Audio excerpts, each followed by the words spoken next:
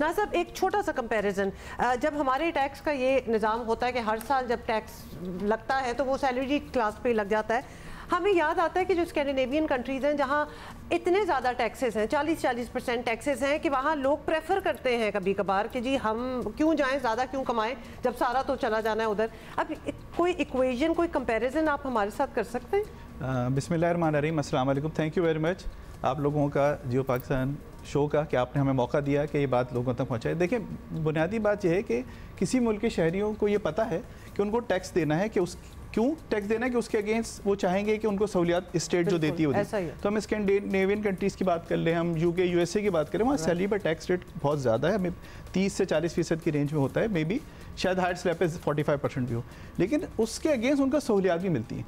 तो हो सकता है कोई बंदा सोचे अगर उसकी फैमिली नहीं है तो उसको वो सहूलियात नहीं चाहिए, तो वो कहेगा मैं लोअर स्लैब पर रहूँ। लेकिन जो लोग फैमिली वाले हैं वो यकीनन टैक्स देने के बाद जब उनको ये बेनिफिट मिलता है कि उनके बच्चों को स्टेट ओन स्कूल में बहुत अच्छी तालीम मिलती है, वैन बच्चों को घर से लेके जाती है, मतलब है कि उधर बैलेंस हो जाता है फिर भी। जी बिल्कुल, अगर आप कुछ दे रहे हैं तो उसके बदले आपको कुछ मिल भी रहा है। और अगर हम अपनी तरफ देखें तो एजुकेशन, हेल्थ केयर, मतलब 1000 चीज़ें जो होनी चाहिए बट उस मयार की हमें नहीं मिल रही, उस मयार की हमें नहीं मिल रही। उसके अलावा अब तो जो यूटिलिटीज़ हैं जो हम इतनी ज़्यादा भारी कीमत दे के मिल रही है, हमें बिजली मिल रही है, गैस भी महंगी भी हो गई और मिल भी नहीं रही है।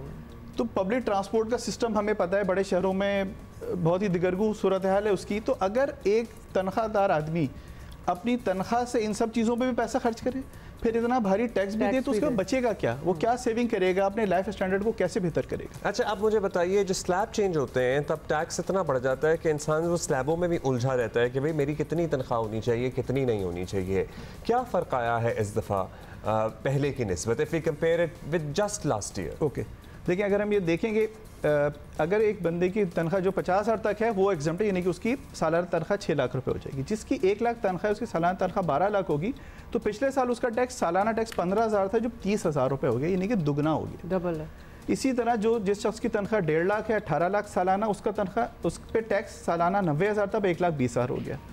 24 लाख सालाना तनख्वाह वाले का टैक्स 1,65,000 से 2,30,000 हो गया। तो देखिए 33%, 40%, इस तरह हम 3 लाख वाली तनख्वाह पर आए महाना, उस जो 36 लाख रुपए सालाना बनती है उसका टैक्स 4,35,000 था सालाना, वो 5,50,000 रुपये हो गया। तो अगर इतना टैक्स में 26% तक इजाफा होगा, और 3 साल का अगर हम कंपेयर करें, जून 22 में जो मैं तनख्वाह पे टैक्स दे रहा था और जो अगले साल देनी है सबको, वो ऑन एन एवरेज 33% से लेकर 45% तक इजाफा है।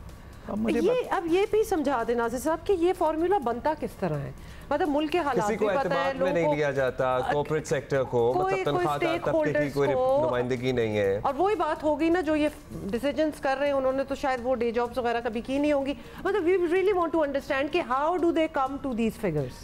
देखिए, एक तो ये है कि एक बहुत आसान फार्मूला है कि आप सिर्फ नंबर को देख रहे हैं कि अगर तनख्वाह 1 लाख से 2 लाख है इतना टैक्स, 2 लाख से 3 लाख है इतना टैक्स। स्लैब भी इस साल बढ़ा दिए गए हैं, जो मतलब अगले साल जो बजट में इंप्लीमेंट होने जा रहे हैं, जिसके लिए हम आवाज़ उठा रहे हैं ऐसा ना करें।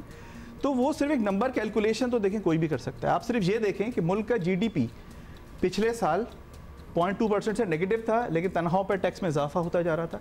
कि मतलब अगर एक मुल्क तरक्की कर रहा है तो ठीक है, सब लोग कंट्रीब्यूट कर रहे हैं, तो एक जो तनख्वाह देने वाला तबका हर साल 30 से 40% ज़्यादा टैक्स दे रहा है, GDP नहीं बढ़ा, इंडस्ट्री आपकी नहीं बढ़ रही, वो क्यों दे रही? इसका क्या मतलब है कि सिर्फ उन पे रेट्स बढ़ा के टैक्स ज़्यादा निकाला जा रहा है।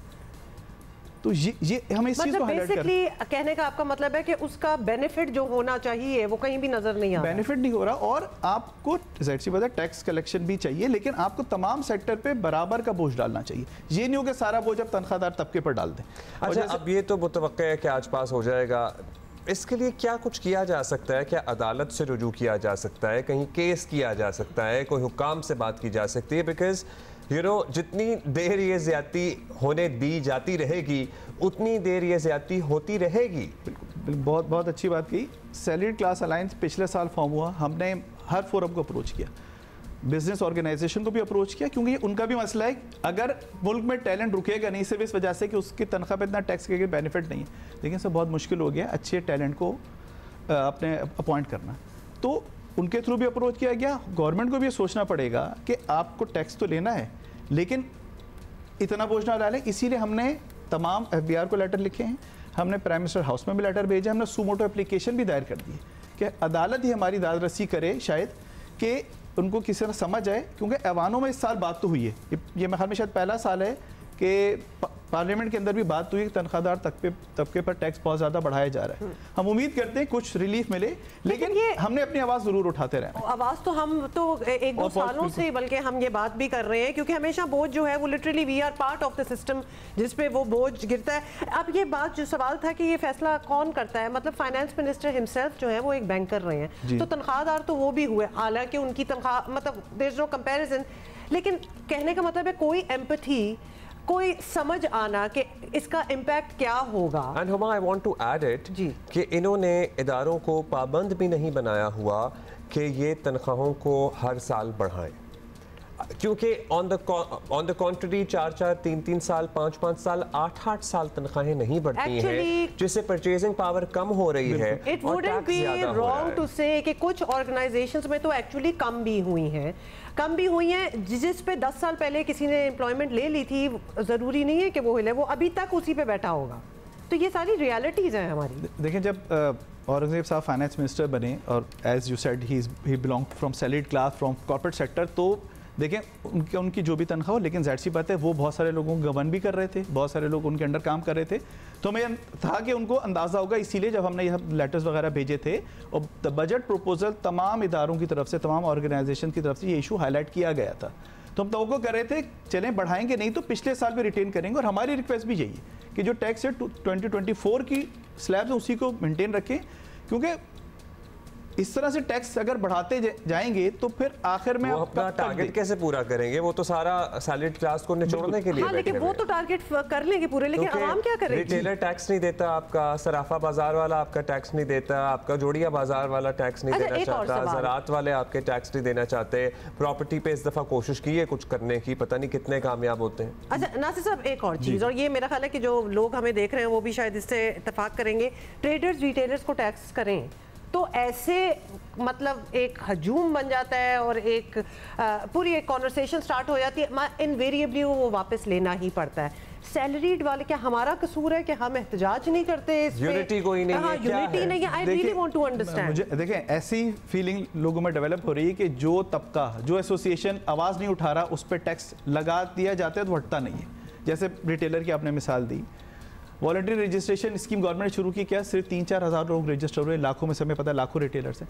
देखिए, हर बंदा डॉक्यूमेंटेशन से क्यों दूर होना चाह रहा है? इसी वजह से कि उसका टर्नओवर, उसकी इनकम असेस ना हो। आपको रेस्टोरेंट्स आपको पता है वो आपको प्रॉपर रसीद नहीं दे रहे होते। एग्रीकल्चर, देखिए एग्रीकल्चर टैक्स नहीं कहना चाहिए, हमें कहना चाहिए हर बंदा अपनी इनकम पे ड्यू टैक्स दे। बेशक उनके स्लैब्स आप थोड़े ज़्यादा रख दें, सबको एक प्रॉपर स्टडी के साथ आप सबको टैक्स नेट में लाएं, हर बंदा अपनी इनकम पर टैक्स देगा। क्योंकि मसला है कि हमारे बजट में अगर हम देखें तो डायरेक्ट टैक्स का रेशो कम है, इनडायरेक्ट टैक्स ज्यादा है। रवा माली साल 300 अरब सैलरीड क्लास ने टैक्स दिया और as compared to the other sectors 70 अरब आ रहे हैं एक्सपोर्टर्स के, और सैलरीड क्लास का टैक्स 264 अरब से 360 अरब पे पहुंच रहा है। अगले साल कम से कम 120 अरब ज्यादा लेना चाह रहे हैं। तो जब कैसे पॉसिबल? फिर अब सेक्टर्स हैं जहां एग्जेम्पशन भी है, तो बाकी को एक्सपोर्टर्स ने 90 अरब रुपए का टैक्स दिया है। तो हमें भी पता है हर चीज़ की पॉलिसी, लेकिन एक्सपोर्टर को देखिए और भी बेनिफिट मिले, उनको कंसेशन लोन भी मिल रहे होते हैं, उनको अपने एक्सपोर्ट प्रोसीड का 10% डॉलर में रखने की इजाजत होती है ताकि वो एक्सचेंज गेन का फायदा ले सके। तनख्वाहदार आदमी एक छोटी गाड़ी भी अब 38-40 लाख रुपए की आती है, छोटी गाड़ी की बात कर रहा हूं। 40 लाख का फिगर आ जाए तो कोई चीज छोटी नहीं वैसे आती है। वहां कैप लगा हुआ है। एक सैलरीड क्लास अगर बैंक से लोन लेने जाता है उसको 3 मिलियन से ऊपर लोन नहीं देते गाड़ी के ऊपर, तो वो तो गाड़ी भी नहीं अफोर्ड कर सकता। उसके साथ डिस्काउंट रेट इतना ज्यादा है तो उसके लिए भी बोरिंग बहुत महंगी हो जाती है। बोरिंग बहुत महंगी है उसकी। अब पिछले 3-4 सालों में इन्फ्लेशन 50 से 60% कम से कम बढ़ी है, हर चीज़ की कीमतें दुगने की तरफ चली गई हैं, टैक्स इतना बढ़ गया है। तो आप बताएं एक तनख्वाहदार तबका अगर उसको कोई हेल्थ मेडिकल इमरजेंसी आ जाए वो कैसे मैनेज करेगा? अच्छा, पिछले 5 सालों में जी सैलरीड मिडिल क्लास जो है they have lost 45% of their purchasing power because of this. अब बताएं, अब कोई चीज़ हमने रिवर्स होते हुए तो आज तक देखी नहीं है। हम किस चीज़ पे खुश होए अगर हुकूमत बैलेंस करे इसको? क्या हम क्या चाहते हैं कि या तो हमारे टैक्सेस कम करे या फिर हमें वो बेनिफिट्स दें जो कि बाकी दुनिया देती है? कुछ तो इक्विवेलेंस नजर आए। इसी के लिए देखिए हमें भी पता है कि थोड़ा सा चैलेंजिंग टाइम है गवर्नमेंट के लिए, सिर्फ हम कोई रिडक्शन की डिमांड नहीं कर, हमने कहा जो पिछले साल के टैक्स रेट वही बरकरार रखें। गवर्नमेंट एम्प्लॉइज़ को जो टैक्स सैलरी टैक्स कैलकुलेट करने में जो एग्जाम्पशन है वो हमें भी दी जाए, जैसे हाउसिंग वगैरह के बेनिफिट वो माइनस कर पाते। हम अपनी ग्रॉस तनख्वाहों पर टैक्स दे रहे हैं, हम सब समझते हैं ये बात।